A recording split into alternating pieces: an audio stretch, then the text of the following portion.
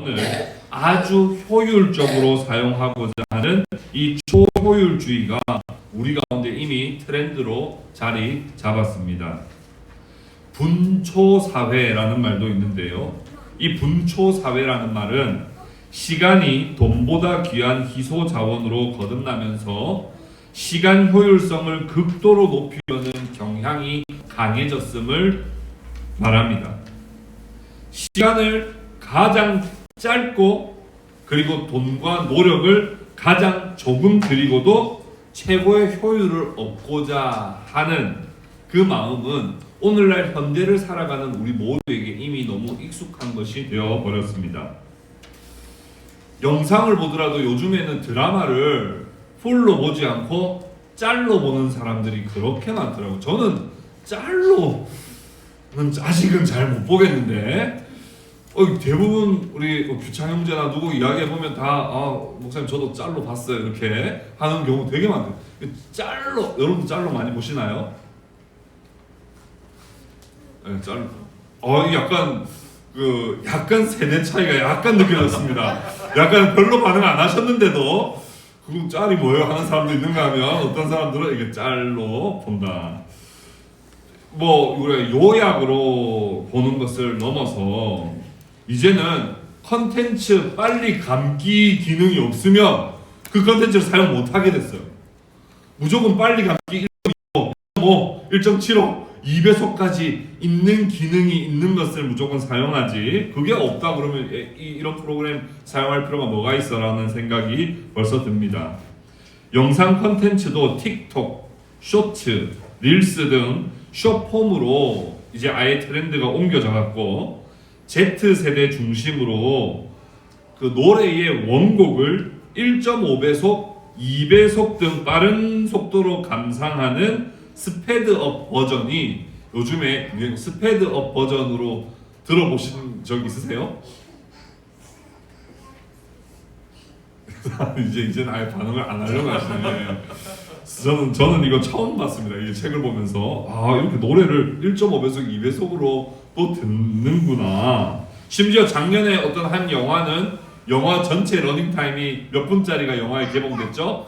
13분짜리 영화가 영화관에 개봉되기도 했습니다. 그만큼 사람들이 짧고 굵게, 짧고 효율적으로 모든 것을 효율을 얻기를 원하는 그런 시대를 우리가 살고 있는 거예요. 사람들이요 점점점 과거에 비해서 말도 빨라졌어요. 여러분 1970년대 80년대 드라마 한번 보세요. 거기 보면 말 좀 더 느리게 합니다. 0.75 버전으로 하는 것 같아요. 왜 이제 왔어 이렇게 다 하는데 지금은 말이 점점 말이 빨라지죠. 그리고 연구 결과에 의하면 20년 전보다 지금 사람들이 걸음 속도도 한 10%, 15% 빨라졌대요. 사실 빨리 가고 싶은 거예요. 왜냐하면 여기서 시간을 내가 낭비하는 것 자체가 지금 못 견디는 것이죠. 지금 여러분 느끼셨을지 모르겠지만 얼마 전부터 서울 전역에 서울 전역 신호등에 적색 신호 잔여 시간 표시가 모든 서울 전역에 다 이제 설치가 됐습니다. 이거 왜 설치가 됐을까요? 이 답답함, 기다려야 되는 그 답답함과 최고의 효율성을 얻고자 하는 사람들에게 조금이라도 서비스를 제공하기 위해서 이 빨간 불, 파란 불, 이 잔여 이 숫자 표시 등이 서울 전역에 이제 다 깔리게 된 것이죠. 신앙생활도 마찬가지예요. 신앙생활도요 주일날 예배 딱 한 번 드리는 것을 가장 효율적인 것으로 생각하지 그 이외의 다른 시간들을 내가 신앙생활을 하는데 교회 생활을 하는데 보낸다는 건 매우 아깝고 매우 비효율적이며 매우 불편한 것으로 여기는 경향들이 우리 가운데 생겨났습니다. 심지어 예배 시간도 여러분 마음속으로 이미 다 정해져 있죠. 예배 시간도 성경에는 한 번도 정해진 적이 없어요. 에스라 같은 경우는 보니까 밤새도록 바울 같은 경우도 밤새도록 옛날에 같은 경우는 밤새도록 하는 예배가 많았는데 여러분 마음속에는 보통 예배 시간을 우리 교회 예배 시간이 이 정도면 되겠다라고 생각했던 나름대로의 시간이 있죠. 성경에 기록되어 있지 않습니다만 우리 안에는 최소한 한 시간 안에 모든 게 다 끝났으면 좋겠어 라고 하는 이미 벌써 우리 안에 초효율에 대한 어떤 생각들이 이미 신앙의 영역 안에도 다 들어와 있습니다. 심지어는 뭐 오늘날 뭐 여러 가지 의견이 있습니다만 온라인으로 예배드리는 것이 효율적이다. 뭐 굳이 현장에 가려면 또 머리 감아야 되지, 뭐 옷 입어야 되지, 뭐 좀 신경 써야 되지, 얼마나 시간이 많이 들어요. 그러나 그냥 온라인으로 딱 앉아서 그냥 예배드리는 것이 가장 효율적이다라고 생각하는 것이 오늘날 이미 트렌드로 자리 잡았습니다. 그러다 보니 이런 초효율주의를 중요시하는 이 시대에 사람과 깊은 관계를 맺는 것은 매우 비효율적인 일이잖아요. 그럼 사람들하고 여러분 만나서 이야기해보면 여러분 어떤 생각이 들어요? 사람이 잘 변합니까? 안 변합니까? 안 변합니다. 사람은 안 변해요. 그러니까 비효율적이라는 생각 벌써부터 들죠. 그리고 이 사람과 시간을 많이 보낸다고 해서 나한테 얻어지는 것이 많다고 느껴지기보다는 딱 사람들하고 시간도 1시간, 이 사람은 딱 2시간 이내에는 모든 걸 끝내야 되겠다 라는 형태의 시간을 벌써부터 이미 다 정해놓고 사람을 만나기 때문에 사람과 깊은 관계를 맺는 부분은 이제는 거의 사라진 시대가 되어버렸어요. 그러다 보니 선한 영향력을 끼친다 이런 일은 거의 없습니다. 사람과 관계를 깊이 해야 선한 영향력을 서로 주고받는데 사람과의 관계 속에서도 초효율주의만 생각하다 보니 선한 영향을 주고받는 건 요즘 정치권에도 마찬가지예요. 대화가 없습니다. 자기 할 말만 해요. 자기 할 말. 제가 최근에 한번 정치 논쟁에 휘말려가지고 정치 논쟁을 이제 다른 이제 목사님들이나 다른 친구들이나 하고 정치 논쟁을 한번 해본 적이 있거든요. 그때마다 여지없이 느끼는 게 딱 하나 있어요. 절대로 남의 이야기 안 듣는다는 거예요. 야, 자기 이야기만 해, 진짜. 야, 그 전에 뭐 친구였던 가족이든 뭐든 자기 할 얘기만. 저희 아버지하고 이번에 명절에 가서 또 정치 얘기를 조금 했는데 와, 진짜 자기 얘기만 하다가 끝났어요. 저도 제 얘기, 저희 아버지도 저희 아버지 조금도 서로의 의견에 그럴 수도 있겠구나 이런 건 전혀 없습니다. 자기 얘기. 그러니까 깊은 관계, 공감, 동정, 선한 영향력을 끼치기 위해 시간을 보내주는 이런 일들은 오늘날 우리 사회에서는 정말 거의 이제 찾아보기 어려운 일들이 되어 버렸죠. 이런 시대 속에 교회는 어떠해야 할까요? 이런 시대 속에 교회도 그냥 그 시대에 휩쓸려서 발맞춰서 우리도 그래 그냥 초효율주의로 살자 해야 될까요? 아니면 우리는 다른 가치를 우리는 더 추구해야 할까요? 오늘 그것을 오늘 하나님 말씀을 통해서 같이 한번 좀 생각해 보려고 합니다. 오늘은 주는 자의 품격이라는 제목입니다. 첫 번째, 기꺼이 불편한 자리로 가야 한다는 것. 기꺼이 불편한 자리로 가야 한다. 믿음의 조상 아브라함이 부르심을 받았을 때 하나님께서 아브라함에게 주신 정체성이 좀 특별합니다. 하나님이 아브라함에게 부르실 때 이렇게 말씀하셨어요. 너는 복의 근원이 될지라. 이렇게 너는 복이 될지라. 너는 복 그 자체가 될 거야.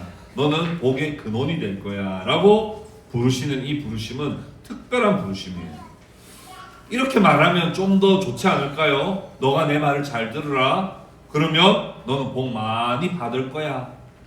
그렇게 하나님이 직접 아브라함에게 말씀해 주셨다면 아브라함에게는 어쩌면 더 훨씬 더 그 말씀을 잘 들어야 되겠다는 생각이 들지도 모르겠어요. 그런데 하나님은 아브라함에게 뭐라고 하셨다고요? 너는 복의 근원이 될 거야. 너는 복이 될 거야. 좀 다른 말로 번역을 하자면 너는 복을 나누어 주는 사람이 될 거야. 좀 더 다른 말로 말하면 너 주변에 있는 사람들이 복 받을 거야. 이 말이에요. 하나님이 하나님 백성들을 부를 때 너 하나님 잘 믿으면 복 받을 거야 라고 말씀하시지 않는다는 걸 잘 기억해야 됩니다. 하나님이 하나님 백성들을 부르실 때 나는 너를 복의 근원으로 불러. 내가 너를 복 그 자체가 되기를 원해. 너를 통해 복을 나눠주는, 너 주변에 있는 사람들이 복 받는 그런 통로로 내가 너를 사용하기를 원해 라고 하시는 그 말씀이 아브라함에게만 주신 말씀이 아니라 우리에게도 동일하게 주시는 말씀이라는 거예요. 요즘 복을 나눠주면서 산다 이렇게 말하면 누가 그 말에 흥미를 가지고 누가 거기에 동조하겠습니까? 복 받는다 해도 동조하지 않는데 복을 나누어주면서 산다라는 이야기에 동조하거나 환영할 사람들은 없습니다. 여러분, 나눔이라는 말 여러분에게 정말 기쁜 말입니까? 나누면서 산다 이런 말이 여러분들에게 정말 좋은 말이에요. 물론 당근에서는 나눔하면 일단 눈이 가긴 하죠. 그렇지만 내가 나누면서 산다 이건 별로 우리에게 그렇게 매력적인 말은 아닐지도 모르겠습니다. 여러분, 요즘에 한턱 쏘는 사람 있습니까? 예전에는 좋은 일만 있으면 내가 한턱 쏠게. 나 진짜 너무 좋은 일 있거든.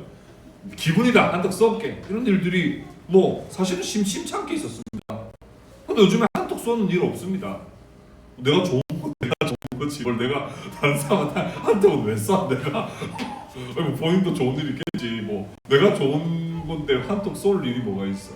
기본적으로 우리가 옆에 사람과 나누고 함께 하는 것이 사실 별로 우리에게 이제는 익숙하지 않은 것이 되어 버렸죠.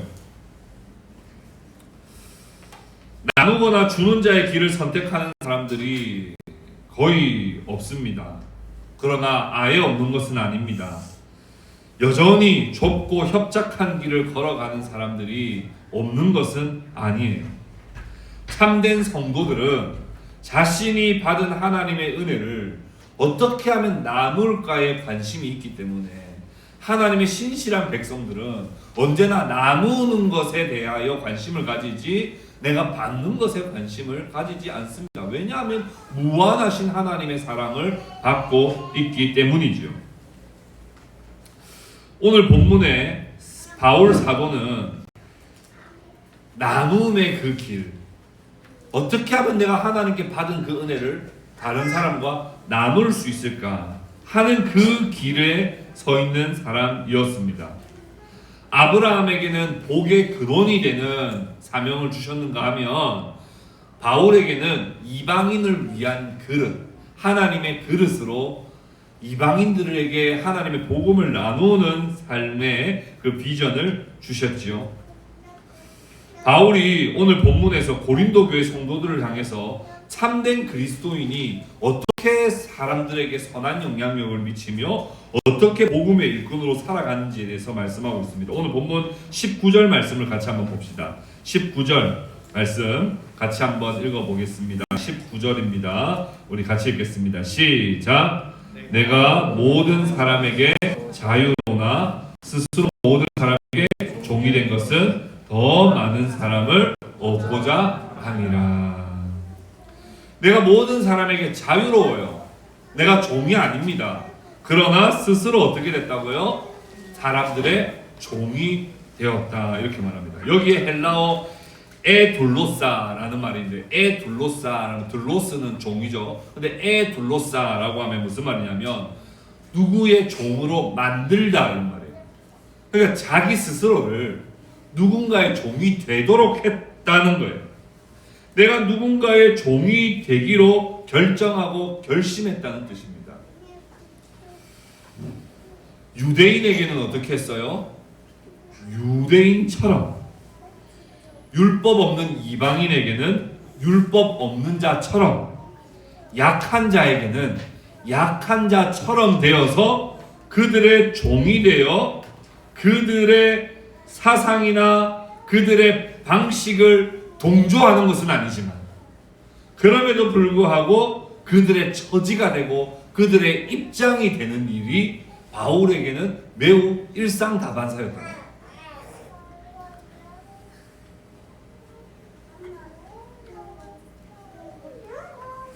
부자가 되더라도 가난한 자를 구별하거나 차별하지 않는 사람이 되었다는 거예요.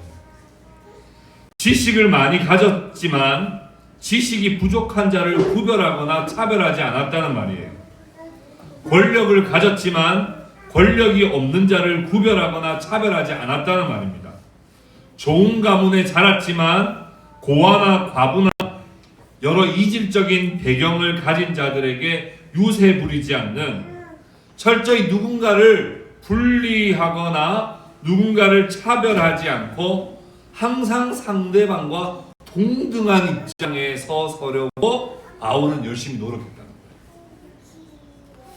여러분, 우리에게 그런 일이 있을 수 있습니까? 내가 좋은 학교 나왔는데 안 좋은 학교 나온 사람과 동등한 입장에서 이야기한다는 건 정말 쉽지 않아요. 내가 똑똑한데 그거 잘 모르는 사람에게 그것도 모르냐라고 말하기는 쉽지만, 모를 수도 있다는 생각을 가지고 그 사람과 대화하는 건 정말 쉽지 않습니다. 내가 집안이 너무 좋은데 집안이 너무 안 좋은 사람과 동등한 입장에서 그 사람과 대화를 할 수 있다는 엄청난 품격이에요.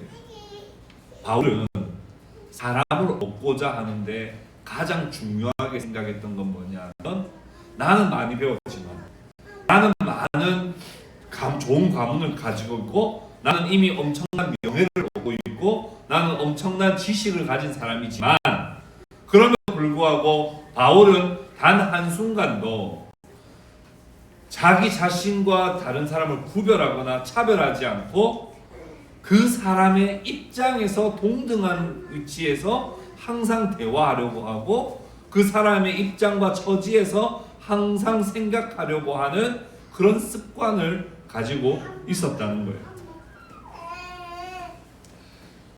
오늘날 우리 사회는 이러한 유치한 구분을 통해서 뿌듯한 쾌감을 느끼는 졸부 같은 사람, 변태 같은 사람들이 얼마나 많은지 모릅니다.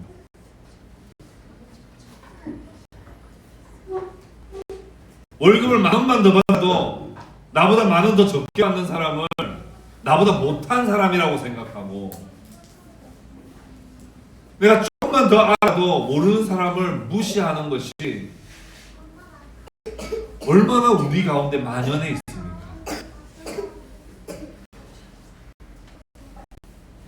교회 안에도 성도 중에도 사람들을 계속 어떤 잣대를 통하여 구별하고, 나보다 나은 사람, 나보다 못한 사람으로,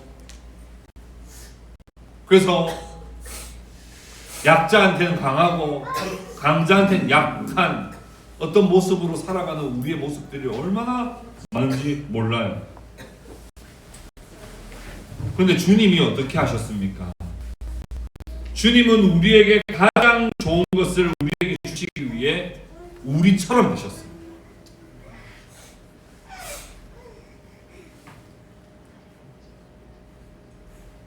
창조주와 피조물의 관계는 정말 피조물과 피조물의 관계와는 그 격차가 훨씬 더 크거든요.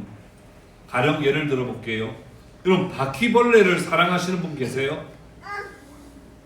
바퀴벌레 보면 다 어떻게 하세요? 다 싫어하시고 혐오하시죠? 잡거나 뭐 약 뿌리거나 도망치거나 그렇게 하시죠. 근데 그래봐야 우리와 바퀴벌레 차이는 어떤 차이예요? 그래봐야 피조물과 피조물의 관계. 그렇지 않습니까? 바퀴벌레 우리가 그렇게 혐오해도 우리는 바퀴벌레하고 우리는 어차피 같은 피조물이에요. 근데 하나님과 우리는 어떤 관계냐면 창조주와 피조물의 관계라고요. 그런데 주님이 사용하셨던 사랑의 방식은 뭐예요? 우리에게까지 내려와 우리와 같은 입장에서 우리와 같은 처지에 오셔서 우리와 동등하게 우리에게 은혜와 사랑을 베풀어 주시는 방식을 우리 주님은 사용하셨다는 거예요. 자기 자신을 온전히 내어준, 동등한 입장으로 내려간다는 것은 자기 자신을 내어줌이 없이는 절대로 동등한 입장으로 갈 수 없습니다. 여러분, 우리가 우리보다 좀 못한 사람들한테 도와줄 때는 있어요, 없어요? 있습니다. 여러분 그렇게 도와주면서 사시죠. 근데 우리가 그렇게 도와줄 때 우리에게 여지없이 나타나는 현상은 뭡니까? 우리에게 나타나는 현상은 생색은 있는 대로 다 챙기려 하면서 내가 준 만큼은 그 대가성을 받으려고 하는 자세로 우리가 얼마나 어려운 사람들, 나보다 못한 사람들 도와주려 할 때가 많나요? 그럼 주님이 그렇게 하셨나요? 주님 전혀 그렇게 하시지 않았어요. 주님은 우리까지 낮아지셨고 어쩌면 우리보다 더 낮아지셨어요. 우리도 지지 않았던 그 십자가형을 주님은 대신해서 다 받아 주시고도 우리에게 생색내시거나 우리에게 좀 알아달라고 하시거나 혹은 갚아내라고 하시거나 안 갚으면 죽는다고 겁박하지 않으셨단 말입니다. 근데 우리는 조금 돕는다 셈 치면 내 힘을 드러내고 싶고 생색내고 싶고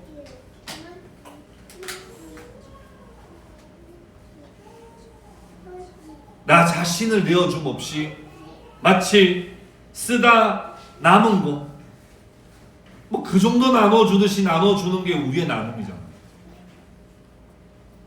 우리가 오늘 배워야 할 그 주는 자의 품격은 자기 자신을 내어주는 그 품격입니다.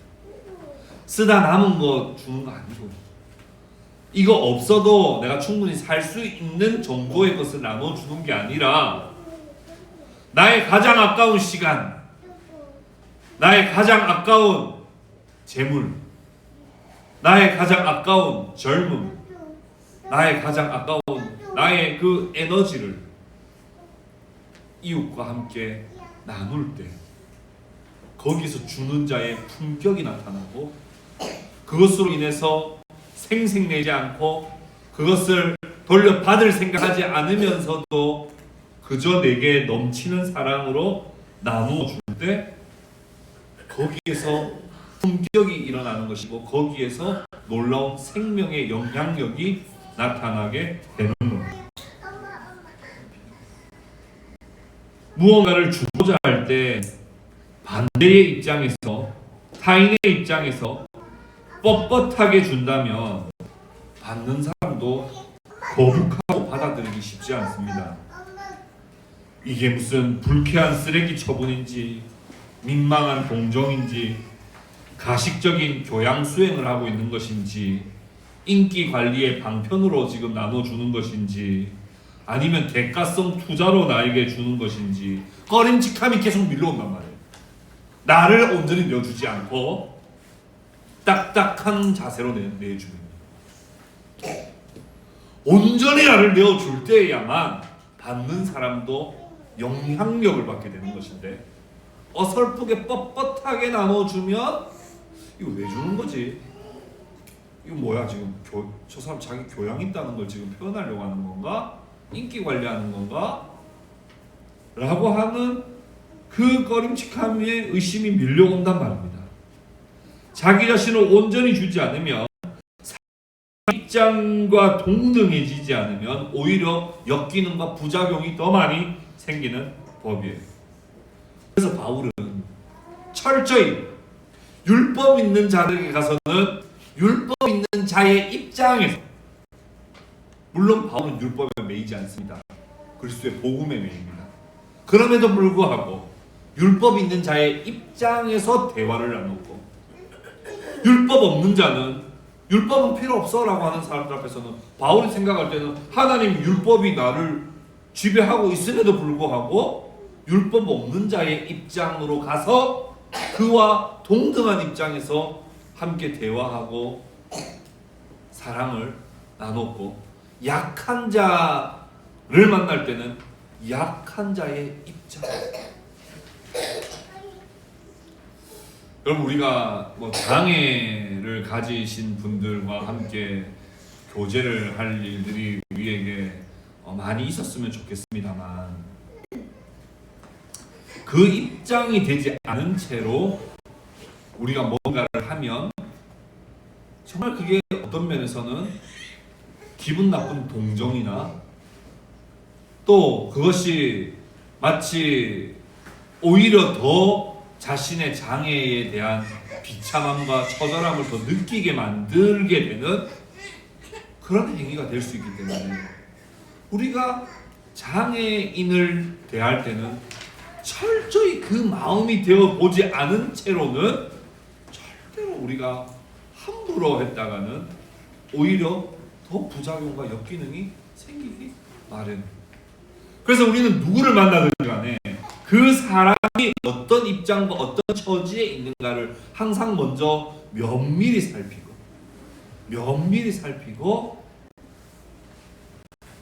그 사람을 해야 돼. 나다나엘이라고 하는 제자를 예수님께서 부르실 때 예수님께서 뭐라고 말씀하셨죠? 네가 무화과 나무 아래에서 있는 것을 내가 어떻게 해요? 보호하노라 이렇게. 나다나엘이 그 상황에 늘 메시아를 기다리고 있었단 말입니다. 그리고 간절히 기도하는 그 모습을 주님은 보았던 거죠. 보는 것에 중요해요. 지난주 말씀 기억하시죠? 예수님의 모든 역사는 뭐예요? 보았다는 것에서부터 시작되는 거예요. 그 삶을 면밀히 봐야 돼요. 그냥 적당하게 했다가는 뻣뻣한 자세로 했다가는 오히려 그 사람을 더 시기를 불편하게 만들 가능성이 매우 높아요. 바울은 그래서 예수님을 닮아 철저히 불편한 자리로, 그 자리는 불편한 자리입니다. 내 입장에 서는 것은 편한 자리지만 상대방의 입장으로 간다면 그 자리는 너무 불편한 자리예요. 그 자리는 너무 고된 자리고 그 자리는 너무 힘든 자리입니다. 그러나 그 자리로 늘 갔습니다. 예수님께서 우리에게 까지 낮아지셨던 것처럼 바울도 그렇게 낮아져서 그의 입장에서 함께 은혜를 나눈 것은 한 사람이라도 선한 영향력을 끼쳤습니다.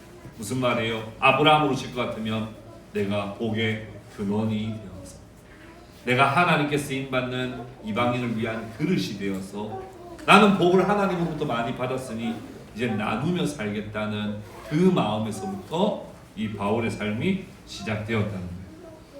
그래서 우리는 불편한 자리로 가야 합니다.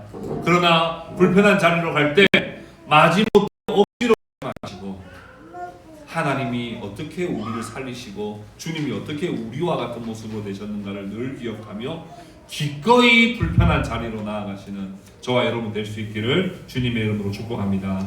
우리 마지막 한 번 더, 두 번째는 기꺼이 불편한 삶으로예요. 여러분, 우리의 삶 속에 나랑 잘 맞는 사람이 많습니까? 나랑 잘 안 맞는 사람이 많습니까? 잘 맞는 사람이 더 많은 사람은 한번 손 들어보세요. 잘 없죠? 왜 갑자기 이렇게 해요? 갑자기 깜짝 놀랐잖아. 여러분, 잘 안 맞는 사람이 많아요. 다윗이요, 잘 맞는 사람이 있었어요, 없었어요? 있었어요. 요나단이라는 좋은 친구 있었습니다. 근데 다윗의 일대기를 보면요, 안 맞는 사람 천지입니다. 첫 번째 누가 안 맞아요?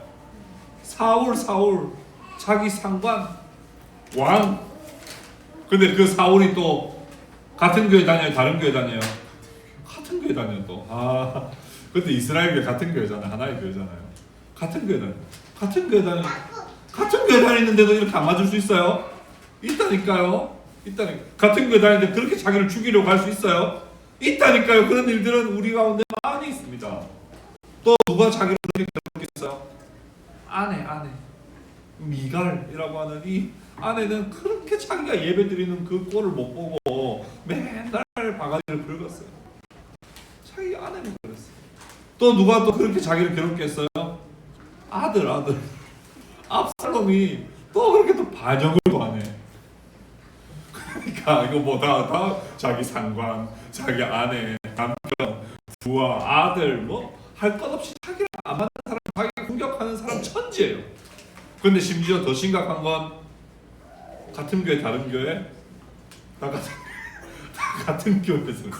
그래 여러분, 시편 1편부터 시편 한 40편까지 거의 지금 시편의 1권이거든요. 1권에 보면 거의 90% 이상이 단식시입니다.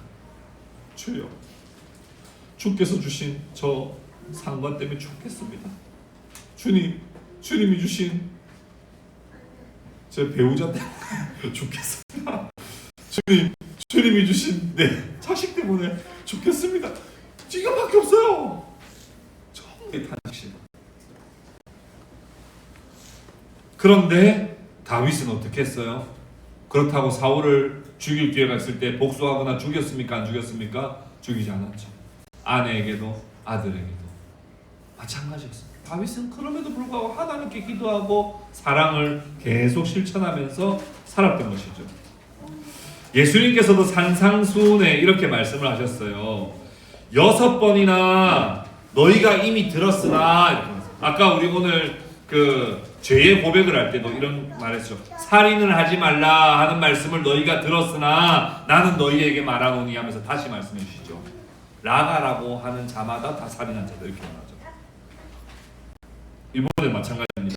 너희가 하는 말씀을 들었으나 내가 새로운 그 상식을 뛰어넘는 하나님 나라의 방식을 말해주려고 해. 우리 마태복음 5장 38절 말씀 같이 한번 읽어볼까요? 마태복음 5장 38절 우리 뜨나요? 안 뜨나요? 같이 한번 찾아봅시다. 마태복음 5장 38절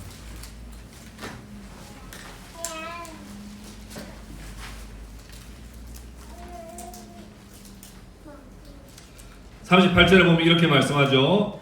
눈은 눈으로 이는 이로 갚으라 하였다는 것을 너희가 들었으나 이랬죠. 여러분 우리의 오늘날 우리의 삶에도요. 눈은 눈으로 이는 이로 라고 하는 것이 우리에게 이미 편만해져 있습니다. 누가 옆에서 자동차 빵빵 하면 우리 어떻게 해요? 눈에는 어떻게 해요? 눈으로 우리도 빵빵 하죠. 물론 이거 저는 크게 고통 안 겪어봐서 모릅니다만 많은 분들 이야기 들어보니까 이거 너무 힘들 것 같기는 해요. 근데 요즘에 이제 층간소음이 이제 진짜 큰 문제잖아요. 층간소음은 그건 뭐 제가 함부로 말할 수 있는 정도의 수준이 아니더만요. 너무 층간소음에 대한 그 스트레스와 그 어려움이 너무 커서 뭐 이건 이렇다 저렇다 하기가 어려운 말이긴 합니다만 층간소음을 그냥 참아주는 사람은 오늘날 없죠. 눈에는 눈으로 이에는 이로 다 갚아줍니다. 그대로 다 갚아줘요.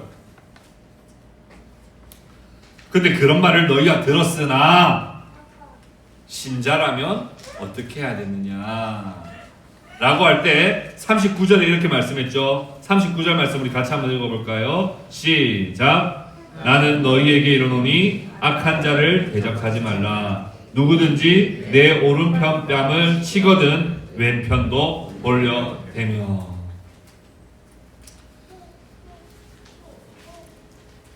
이게 품격 있는 자들이 하는 행동인데 우리 아직까지는 품격이 좀 없죠? 아직까지 품격이 없습니다만 자 우리가 오른편 뺨을 때렸다 하는 거 여러분 생각하면 이게 어떻게 됩니까? 상대편이 오른편 뺨을 때리려면 어떻게 해야 돼요? 저 어떻게 해야 돼요? 우리 태균 형제가 안 할래? 자 오케이 자 우리 우리 태웅 형제 뒤에 태웅 형제가 우리 저기 그 세창 형제 오른편 뺨 한번 살짝만 때려보세요. 자 살짝. 저렇게 앉으면 되지 이렇게 가지고 이렇게 때리면 되는데 마주 보고 있을 때 오른편 뺨 어떻게 때리면 막 오른 마주 보고 있어 보세요. 마주 보세요. 마주 보면 어떻게 때려요? 오른편 뺨 때려보세요. 그렇죠. 이렇게 됩니다. 자 왼손잡이인 경우는 가능해요. 근데 대체적으로 오른손잡이라고 가정했을 때는 이건 어떻게 보는 거냐면 손등으로 때리는 거예요. 이건 매우 모욕적인 거의 노예에게나 하는 행동입니다. 그러니까 오른편 뺨을 때리거든 이라는 말은 단순히 그냥 뺨을 때렸다는 말이 아니라 매우 너에게 아픈 뿐 아니라 모욕적인 것을 너에게 했을 때라는 의미입니다. 이렇게 때립니다.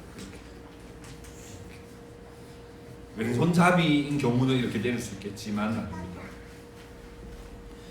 이렇게 때렸어요. 엄청난 모욕을 줬습니다. 그런데 그때 반사적으로 어떻게 하라는 거예요? 왼뺨도 돌려대라는 거예요. 우리는 오른편 뺨 모욕을 딱 당하면 우리는 바로 반사적으로 어떻게 됩니까? 발끈하거나 주먹질을 하거나 멱살을 잡거나 다시는 안 보겠다는 듯이 몸을 획 돌려 가버리죠. 그런데 다른 뺨도 돌려대라 이렇게. 다른 뺨도 돌려대고 싶은 사람은 아마 지구상에 아무도 없으리라고 장담합니다만 그 뺨을 돌려댈 수 있는 이유는 뭐예요? 어떻게 하면 도대체 모욕적인 이렇게 뺨을 맞고도 왼뺨을 돌려대줄 수 있을까?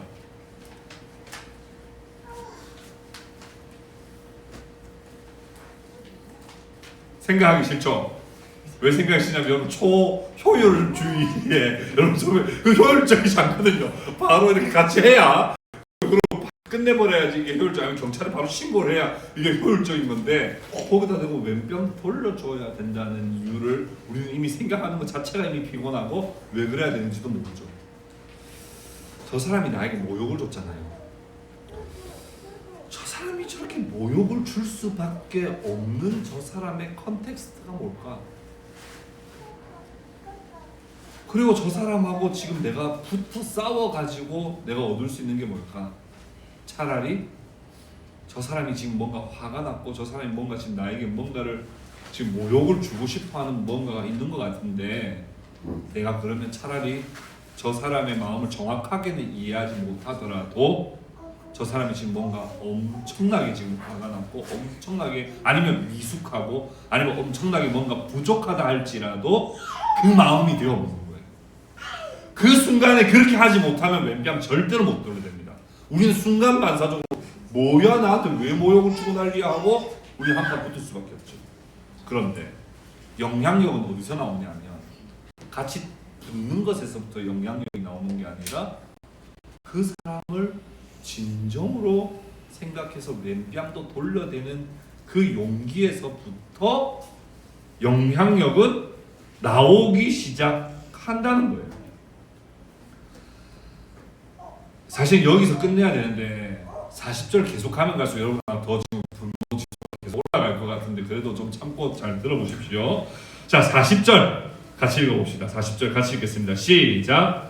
또 너를 고발하여 속옷을 가지고자 하는 자에게 겉옷까지도 가지게 하며. 이 말은 무슨 말이냐면 속옷을 가진다 이게 무슨 변태냐 이게 아니라 고발하였다죠. 그러니까 소송을 건 거예요. 소송을 걸어가지고 사람의 속옷, 이게 소유물이에요. 사람 그때 당시에 사람의 소유물이 별로 없습니다. 해봐야 속옷 몇 벌하고 겉옷은 딱 한 벌이에요. 그게 사람의 소유물의 거의 전부라고 볼 수 있습니다. 그러니까 한마디로 이 말은 속옷이라고 하는 말은 그냥 변태냐 이 말이 아니라 소유물, 그러니까 소송을 걸어서 소유물을 뺏어온다는 의미입니다. 그런데 예수님 뭐라고 말씀했죠? 소송을 해서 속옷을 달라고 하면 그 사람에게 뭐 주라고요? 겉옷은 몇 벌밖에 없다고요? 한 벌밖에 없는 그 겉옷도 주라고. 저 사람이 왜 소송 걸어서 나한테 속옷까지 얻어내려고 하지? 라는 그의 처지. 그의 처지. 우리는 법원에 가면 그 사람의 처지를 생각합니까? 안 합니까? 안 하죠. 다 뭘로 해요? 법대로 하죠. 근데 그의 처지를 생각해서 나를 변호하고 나를 방어하고 내 권리를 지키는데 집중하기보다 저 사람이 소송을 걸어서 속옷을 달라고 할 수밖에 없는 그 사람의 처지 혹은 연약함 혹은 그 사람의 부족함이라 할지라도 그의 처지가 되어서 차라리 겉옷까지도 줄 수 있을 때야만 비로소 영향력이라고 하는 싹이 나기 시작한다는 거예요. 그러지 않고서는 절대로 사람을 변화시킬 수 없습니다. 여러분, 우리도 똑같습니다. 하나님이 저 하늘에서 자, 너희들 듣거라. 생명의 말씀을 전하겠다. 주 예수를 믿으라. 그리하면 구원을 받을 것이다. 하면서 생색내면서 자, 애따 받아라. 애따 받아라. 이렇게 하면 우리가 이 복음의 그 귀중함을 우리가 알 수 있겠습니까? 없죠. 주님이 우리까지 낮아지셔서 우리와 같은 모습으로 십자가에 우리를 대신하여 죽어주시는 그 은혜야만이 우리를 살릴 수 있었고, 우리가 그 복음이 가장 귀한 것이라고 찬양하며 이 귀한 시간 우리 함께 모여 하나님을 예배하는 건 아니겠습니까? 사람과의 관계에서 똑같아요.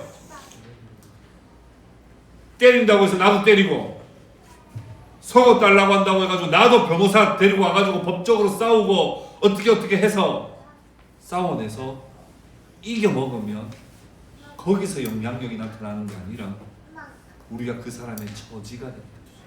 근데 결코 여러분 정의롭지 않은 일, 공의롭지 않은 일에 여러분 동조하라는 말은 아닙니다. 그 말은 아닙니다.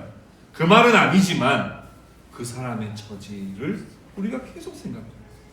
화가 날 것 같지만 그래도 또 읽겠습니다. 41절 같이 한 번만 더 읽어봅시다. 시작. 또 누구든지 너로 억지로 오리를 가게 하거든 그 사람과 심리를 동행하고. 이 말은 무슨 말이냐면 그 당시 시대적 배경을 또 알아야 되는데요. 로마가 압제를 하고 있었죠. 로마 병사가요 가다가 너무 짐이 무거우면 아무 유대인들이나 불러가지고 일을 시킬 권리가 있었습니다. 그리고 그 유대인들은 압제를 당하고 있기 때문에 그 일을 해줘야 될 의무가 있었어요. 그런데 무한대로 자기 종처럼 부릴 수는 없었어요. 한계가 있었단 말입니다. 그게 뭐냐면 오리예요. 짐 가지고 갑니다. 아 무거워 죽겠네. 저 유대인 야야 일로 와. 너 내 짐 좀 그러면 더 해야 된다고요. 해야 되지만 어디까지만 해요? 오리까지만. 그러면 대부분 유대인들이 어떻게 하겠어요? 오리 딱 하자마자 딱 내려놓고 할말한 가도 되죠? 갈게요. 다 이랬겠죠? 뭐 육리 가줄 사람 있겠어요? 없죠. 근데 예수님 뭐라고 말씀하시는 거예요? 오리를 가자 하거든. 오리 더 가주라. 자, 오리. 그러면 이 시키는 로마 병사도 양심이 있으면 조금은 미안할까요? 안 미안할까요? 조금은 미안해요. 그래도 뭐 그래 내가 힘든데 오리 딱 왔어요. 탁 해보도 그래 잘 가요. 네 다시 보지 맙시다. 그냥 헤어지는 게 일반적일 텐데 갑자기 오리를 딱 가더니 한 걸음 더 가더니 오리 더 들어드릴까요? 거기에 로마 병사가 뭐지? 질문이 생긴다. 왜지? 질문이 생긴다고요.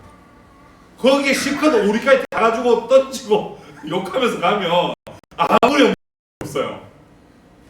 제가 어쩔 수 없이 저들은 우리의 그냥 그 속국이니까 어쩔 수 없이 하는 거지라고 생각하지만 오리를 가지고 오리를 더 가줄까요? 라고 물어보는 그 질문에 로마 병사에게 생기지 않았던 이상한 마음이 생기기 시작하고 생기지 않았던 뭔가 변화의 싹이 그제서야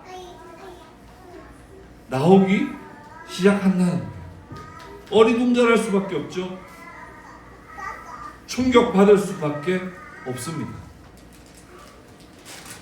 몇 번이나 말씀드렸습니다만 오늘날 교회가 세상을 향하여 봉사하지 않습니까? 저는 절대 아니라고 봅니다.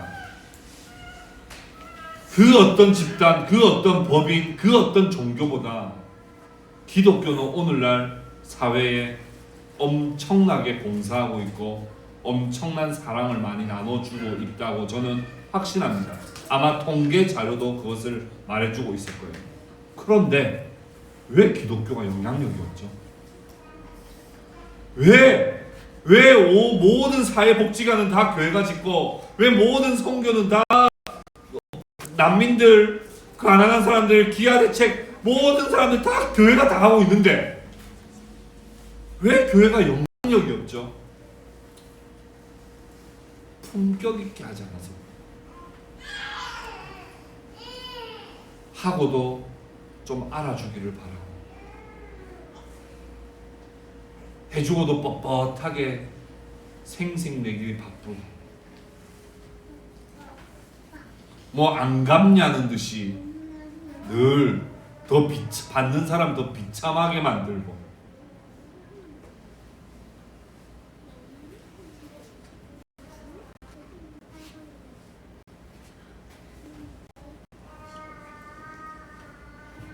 오른뺨을 때리거든 왼뺨도 돌려댈 수 있는 교회가 없어요.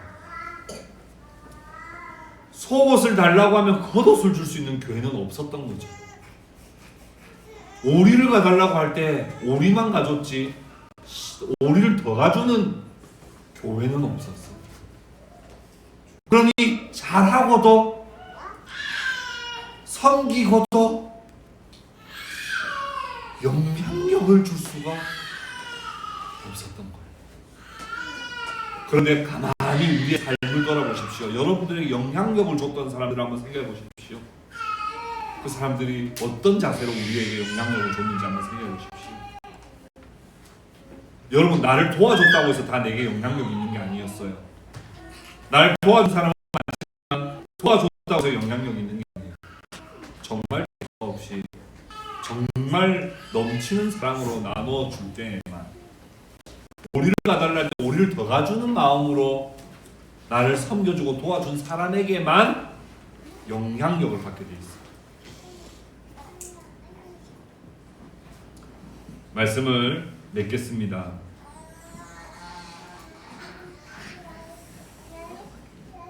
예수님께서 우리와 같은 모습을 보셨지만 수많은 의심과 모욕과 모함을 받으셨어요. 배신을 당하셨어요. 모진 매를 맞으셨어요. 병사들이 침을 뱉었고 조롱했습니다. 심지어는 눈을 가리고 얼굴을 계속 때렸어요. 그리고 얼굴을 때린 것만으로도 모자라서 뭐라고 이야기했습니까? 마가복음에 보면 내가 선지자라면 우리 중 누가 쳤는지 알아맞혀봐. 이렇게 모독했다. 너 선지자잖아. 눈 가려놓고 얼굴 막 때리고 난 다음에 발로 차고 때리고 난 다음에 너 선지자잖아. 선지자라면 우리 중에 누가 때렸게 했다는 거죠. 예수님 모르셨을까요? 아셨죠? 누가 발로 찼는지 누가 때렸는지 예수님은 눈을 가리고 있었지만 그 사람이 누군지 알고 계셨어요. 그 사람의 머리털까지 다 세신바되고 그 사람의 조상은 누군지까지도 우리 주님은 다 아셨지만 거기에 대응하지 않으셨어요. 예수님은 성경에 보면 이런 말이 있죠. 12군단을 대동하여 치실 수 있었다고 표현하죠. 12군단, 여러분 군대 갔다 오신 분들은 아시죠? 사단도 12사단도 아니에요. 12군단을 대동해서, 천사들을 대동해서 할 수 있었어요. 그러나 대응하시지 않으셨던 거예요. 그리고는 결국 십자가를 지셨습니다. 십자가를 지시고 그제서야 겨우 한 말씀 하셨어요. 우리 강상 집사님 같았으면 무슨 말씀 했겠습니까? 출동. 12군단 출동. 아니면 미사일 발사 버튼. 근데 예수님 뭐라고 말씀하셨어요?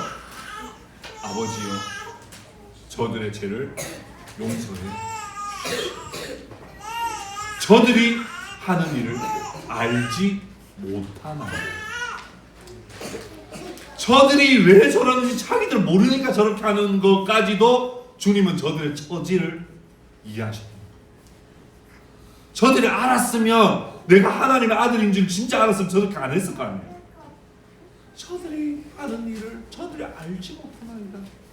저들을 용서해 주십시오. 많은 사람들이 밥 한 끼 사주고 생색내면서 영향력을 끼치려 합니다. 많은 사람들이 SNS 글 한마디 올려놓고는 영향력을 끼치려 합니다. 그러나 거기에 영향력이 생기지 않습니다. 영향력은 불편함을 감수해주고 고통을 감수해주고 모욕을 한 번 참아더 주고 짜증 한 번 더 참아주고 화 한 번 참아줄 때 오리 가달라 할 때 오리를 더 가줄 때 그때 세상에서 가장 크고 선한 영향력이 나타나게 되는 것입니다.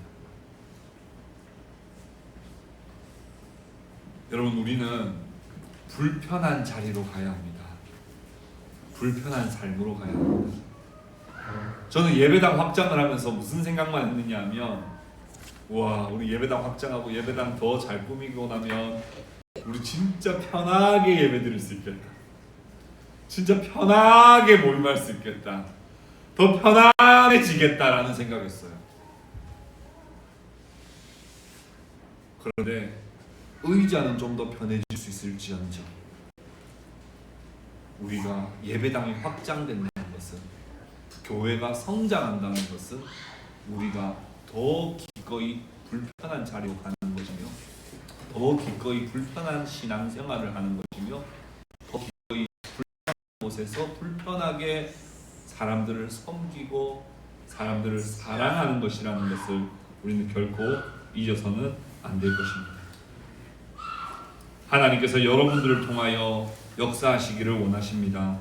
하나님 우리 교회를 통하여서 놀라운 일들을 행하기를 원하십니다. 하나님 우리를 통하여 영광받기를 원하십니다. 주님이 행하신 대로 우리도 그대로 주님과 같이 똑같이 낮아져서 다른 사람들의 입장에 서서 그 사람들과 함께 사랑을 나누고 주는 자로 살아가는 우리 모두가 될 수 있기를 주님의 이름으로 축복합니다.